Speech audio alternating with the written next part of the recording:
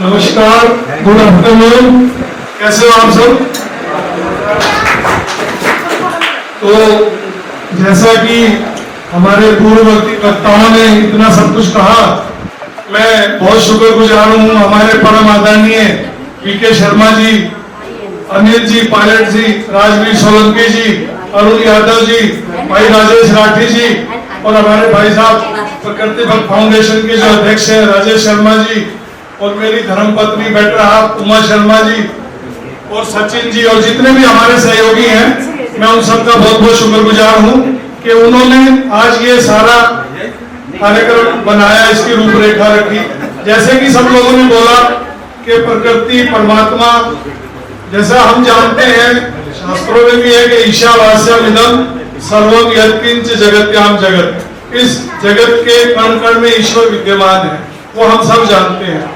लेकिन ईश्वर के नजदीक उसके सामीप्य में अगर कोई हमें ले जा सकता है और उसकी अनुभूति अगर हमें कोई करा सकता है तो वो हमारी प्रकृति माँ है। तो हम जितना प्रकृति के नजदीक जाएंगे, प्रकृति मतलब परमात्मा द्वारा कृत जितनी भी रचनाएं हैं, उसमें जैसे अभी अनिल जी कह रहे थे कि मानव है, मानव को बुद्धि बहुत दी भगवान ने, लेकिन जिस उद्देश्य के लिए बुद्धि दी गई थी, मानव आज कहीं उस उद्देश्य से भटक गया, क्योंकि उसने बुद्धि का तो प्रयोग किया लेकिन बुद्धि के साथ जो विवेक था उसका प्रयोग नहीं किया, और वो बुद्धि का प्रयोग उसकी कई स्वार्थ लोलुपता और निजी स्वार्थों में अटक कर रह गई, जिसके वशीभूत होकर उसका जिसलिए उसका जन्म हुआ था कि वो अपने साथ साथ इस सृष्टि की समस्त जातियों का, प्राणियों का, वनस्पतियों का, सबका ध्यान रखेगा, तो वो कहीं अपने उद्देश्य से भटक गया,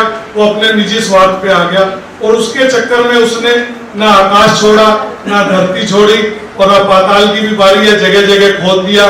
ये हम देखते हैं भूकंप, सुनामी और जितना जो विनाश है उसको हम कह देते हैं प्राकृतिक विनाश है, लेकिन मेरा ये मानना है कि ये सब हमारा ही किया धरा है। तो जब हमने किया है तो हमें भुगतना ही पड़ेगा, क्योंकि जो कर्म जैसे करता है उसको वैसे ही फल मिलता है। तो मेरा और हमारी संस्था का अभिप्राय यही है कि प्रकृति भक्त बनो, क्योंकि प्रकृति ही परमात्मा है। जब आप प्रकृति के भक्त के प्रति हम अपनी प्रेम मतलब टाइम नहीं दे पाते। लाइक आपने बोला था कि एक पौधा उगाना या किसी को दान में दे देना कि मेरे पास टाइम नहीं, हम किसी को दे दें, इस प्रकार का कोई भी अपनाता नहीं है। तो किसी को बताना नहीं पड़ता, ना माँ को सब पढ़ाना पड़ता है कि बच्चों के लिए क्या करना है, माँ सब जानती है। परमात्मा की खूबी यही है कि परमात्मा ने किस जीव की क्या ड्यूटी है वो सब बता के भेजा है। ये बात दूसरी है कि हम उसको इग्नोर कर दें, भूल जाए या कोई उसका उल्टा कर दे। परमात्मा देखो, आप गाय को देखो अपने बछड़े को कैसे चाटती है, कैसे उसका ध्यान रखती है। जानवर को देखो, आप लोग को ही देख लो, उसका बच्चा अगर उसको जगह मिलेगी ना तो मिट्टी खोद के वहां उसको दबाता है, कितने अच्छे से उसकी वो व्यवस्था करता है। बंदरों को देख लो आप कैसे वो अपने बच्चों के लिए रोते हैं। ये सब किसने सिखा के भेजा? चीज को ये पूरे दिन काम में किसने लगा रखा है? कोई मानव ने लगा रखा है कि आप उस पर अध्ययन करो। सब वो परमात्मा ने सबको समझाकर इतने ज्ञान सबको देकर भेजा है कि हमें जीवन में कैसे जीना है। तो हम बाकी चीजों के लिए पढ़ाई करते हैं, हम डॉक्टर बनने के लिए, इंजीनियर बनने के लिए, प्रोफेसर बनने के लिए पढ़ाई करते हैं या कुछ भी अचीव करने के लिए पढ़ाई करते हैं। तो थोड़ी सी अपने अंदर आत्म मंथन कर ले कि मुझे सुख किस चीज से मिलता है। मैं आपको बताऊंगा कि बेटे आप ये करो। मैक्सिमम आपके हमारे जो ग्रह या आपस में जो मित्रता है या संबंध है 70% हम एक दूसरे के साथ वेरीफाई हो सकते हैं, एक दूसरे एडजस्ट हो सकते हैं। 30% को हमें एडजस्टमेंट करनी पड़ती है। तो प्रकृति माँ की सेवा के लिए भी जब आप अपनी आत्मा से पूछोगे, आपकी आत्मा स्वयं आपको जवाब दे देगी और आप वो काम करोगे उसमें आपको ज्यादा आनंद आएगा। वो पेड़ लगाने से लेकर, किसी पशु पक्षियों को दूध पिलाने से लेकर, किसी गरीब की मदद करने से लेकर, वो दुनिया का कोई भी काम है प्रकृति की है। ठीक है, और कोई? ठीक है, ब्रेक के बाद। अब उसके बाद हमारा बेटा ये युवान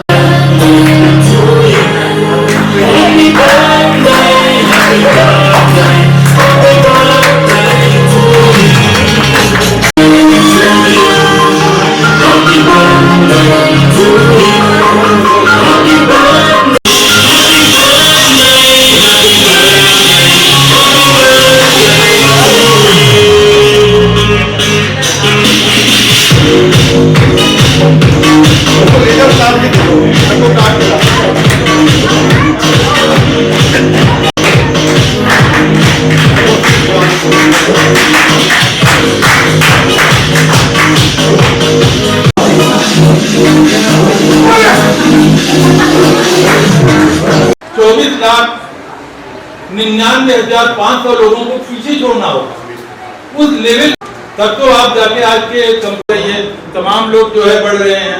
मतलब अब यूपीएससी वाले आके बैठ जाते हैं, एसएससी में, इवन सीएचएसएल में आके बैठ जाते हैं, क्योंकि उन्हें जॉब चाहिए। ये जो एक फैशन बन चुका है, जबकि गवर्नमेंट जॉब से भी अच्छी सैलरी मिलती है दूसरी जगहों पर, लेकिन एक घर वाले यही स्पिरिचुअलिज्म अध्यात्म वो सीधा बोलते हैं डोंट नो अबाउट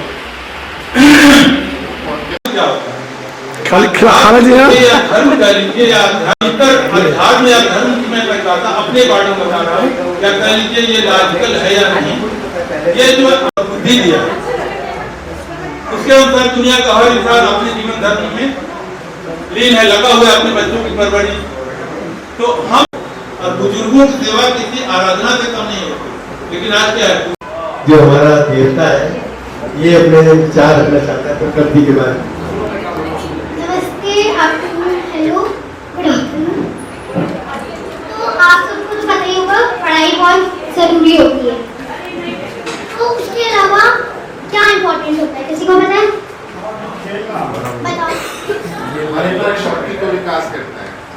3 चीजें होती हैं, एक तो एक्टिविटी और एक स्टडी, फिर एक प्लांट्स लगाना। हम प्लांट्स नहीं लगाएंगे तो हमें सांस कैसे आएगी? हमारे लिए स्टडी भी इम्पोर्टेंट है, सारी एक्टिविटीज भी करना इम्पोर्टेंट है, और सबसे इम्पोर्टेंट प्लांट्स लगाना। लेकिन आपने एक चीज नहीं सुनी होगी, मेरे को प्लांट्स चाहिए, मेरे को लगाना है। सुना है कभी? नहीं ना?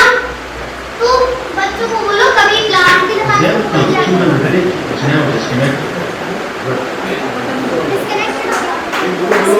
बोलो। तो हमें प्रकृति के लिए आप उससे इतना सा काम नहीं कर सकते, प्लांट्स लगाओ। मेरे घर में भी थोड़े बहुत प्लांट्स हैं, मैं उसको रोज पानी देती हूँ। कभी कभी सोचते उसकी पूजा दे, तो कभी कभी दे, लेकिन बंदर आके वो तोड़ देता है। लेकिन मैंने अपना अंदर रखता हूँ क्योंकि वो सेफ है। तो हमें प्लांट्स लगाने चाहिए और उनको बचाने चाहिए। जैसे मैंने घर के अंदर पानी डालता हूँ, कभी कभी 7 दिन का भी गैप हो जाता है, तो मैं तो रोज डालता हूँ, कभी कभी थोड़ा सा लेट होता है। जय प्रकृति माँ। देखो हम 5 साल के बच्चे को हिंदू, मुस्लिम, सिख, ईसाई बना देते हैं अपने व्यवहारों से, अपने संस्कारों से, अपने त्योहारों से, अपने घर के वातावरण से। तो क्या हम उनको प्रकृति भगत नहीं बना सकते? क्या हम उनको इंसान बनाने की शिक्षा नहीं दे सकते? अगर ये पौधा जैसे ये बच्चा है इस तरीके से प्रकृति के बारे में एक विजन लेकर चलेगा तो कहीं ना कहीं जरूर काम आए। जहाँ डॉक्टर, इंजीनियर, प्रोफेसर बनाने की होड़ में लगे हुए हैं, एक ऐसा इंसान बनाने की प्रक्रिया है वो प्रकृति प्रेम से ही आरंभ होती है और प्रकृति प्रेम पर ही समाप्त होती है। तो इसलिए प्रकृति प्रेम से जरूर सुने। अब आप में से कोई डांस करना चाहता है? जो सफाई हो रही है, हमारी संस्था पिछले कई वर्षों से इस कार्यक्रम में लगी हुई थी। हमने साईं बाबा मंदिर में भी एक कार्यक्रम किया, एक संदेश यात्रा निकालना चाहते थे यमुना बचाओ, लेकिन प्रशासन ने हमें उसकी इजाजत नहीं दी, कुछ कारण थे। लेकिन हमारा प्रयास रहा शुरू से मानव श्रृंखला बना के। समय देखो देर जरूर होती है, लेकिन ऐसा कुछ नहीं है कि वो ना हो। और आज हमें सरकार बदली है तो कुछ लग रहा है कि कुछ अभी होगा, यमुना की सफाई भी होगी और यमुना की अविरत धारा रहेगी और दिल्ली और दिल्ली के आसपास के जितने क्षेत्र हैं उसको इसका लाभ मिलेगा। धन्यवाद। सभी को मेरा नमस्ते है। और रीज़न तो राजेश सर ही है, कोइंसिडेंस है, उनको अच्छा टाइम था, मैं मिली हूँ तो वेलकम किया, हमेशा वेलकम करते हैं प्रकृति को। आज छोटी किड को भी सुन के अच्छा लगा है ना। तो जो छोटे बच्चे हैं उनको हम चाहेंगे कि वो एक्टिव हो प्लांटेशन में। आज ही की न्यूज़ थी कि एनसीडी के जितने पार्क्स हैं उनको वो प्राइवेट कंपनीज को देंगे मेंटेन करने के, जो कि अच्छी न्यूज़ है। और मैं सर से भी रिक्वेस्ट करूँगी कि उसमें सर भी एक्टिव हो। जी का बहुत बहुत धन्यवाद। जैसे उनके भाव है, जैसे उनका व्यक्तित्व है, आत्मा से भी पवित्र और शरीर से भी पवित्र जो है महिला है, जो इतना निर्मल और अपने भाव के साथ प्रकृति से जुड़ी हुई है, जिसकी कोई नहीं सोचती है, प्रकृति के लिए करती है, प्रकृति के लिए काम करना चाहती है। मैंने अपनी छत पे 300 गज की छत है, 120 पौधे लगा रखे हैं। अनार, अमरूद, आड़ू, चीकू, नींबू सब तैयार हैं फल। 500 एकड़ जमीन मेरे पास है, तो फार्म में तो मेरा सब कुछ। और सुबह 5 बजे से 8 बजे तक मैं अपनी छत पे टाइम देता हूँ। कोई माड़ी नहीं लगा रखा है, कोई नहीं, खुद अपनी मेहनत करेगा।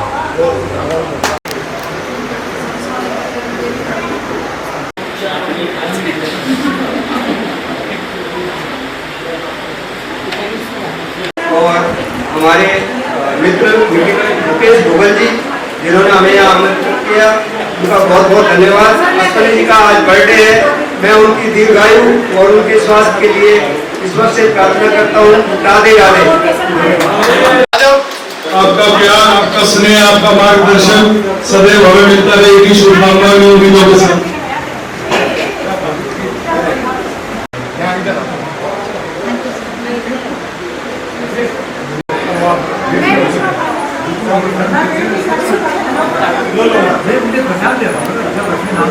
एक बार आप चल रहे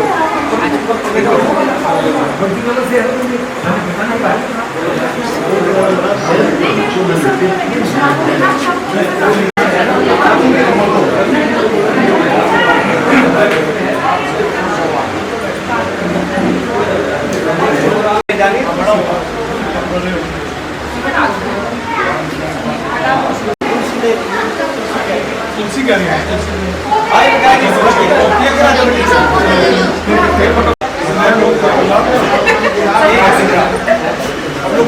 यहाँ पे फोटो ले लो, फोटो।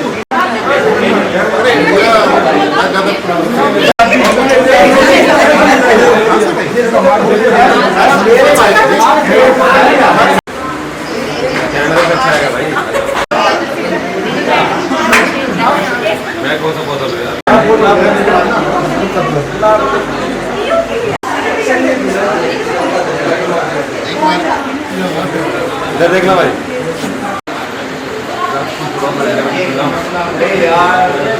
ये तो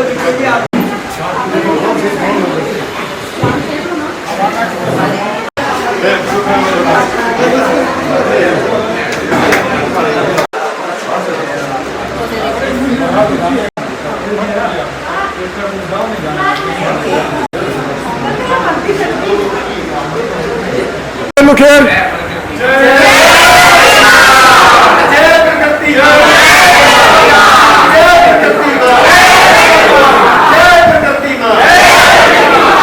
धन्यवाद।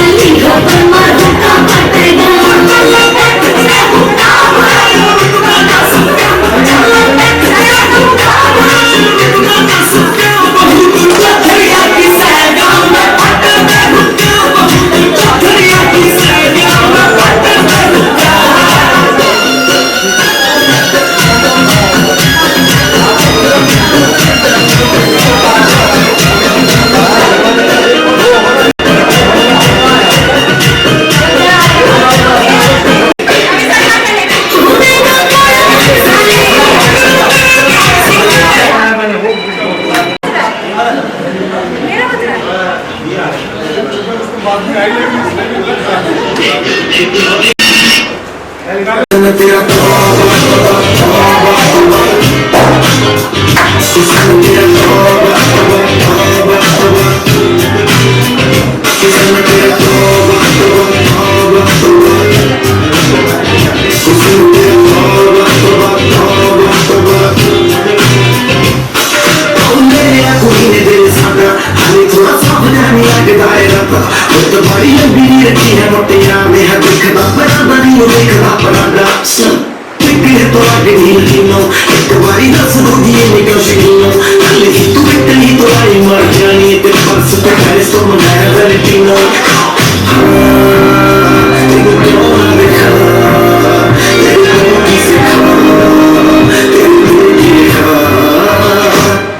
तेरा